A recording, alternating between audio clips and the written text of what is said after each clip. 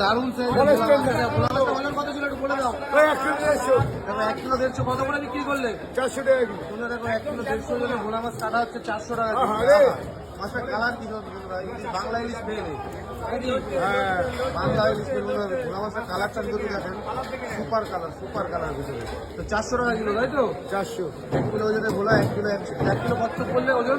1 kilo 150। আচ্ছা 1 kilo 150। এগুলো কি ভোলা? এগুলো বলে দাও। মধুগুলা। এটা হচ্ছে মধুগুলা। দেখো 1 কিলো 150 গ্রাম ওজন মাত্র 400 টাকা কিলো। এটা হচ্ছে বনগা নিউ মার্কেট। এটা সুবিধার দোকান। দেখেন এই পাশে অনেক ইলিশ মাছ আছে, দারুণ ইলিশ আছে। কিন্তু ইলিশ মাছের মধ্যে না একটা ভোলা মাছ আছে। দেখো ভোলা মাছটা খুবই সুন্দর। একদম রায়দিঘির ভোলা। কি? একদম নামখানার মাছ এটা। দেখো রায়দিঘি নামখানার মাছ নেই সেটা। সেখানকার ভোলা। ইলিশ যেখানকার সেখানকারই ভোলা মাছ, নামখানার ভোলা বলছে। তো দারুণ কালারটা তো দারুণ কালার মাছের কালারটা। তো এরকম ভোলা খেতে আসতে হবে বনগা নিউ মার্কেট। দেখো মাছটা কালার কি বন্ধু, কালারটা কি সুন্দর দেখো, সুপার কালার।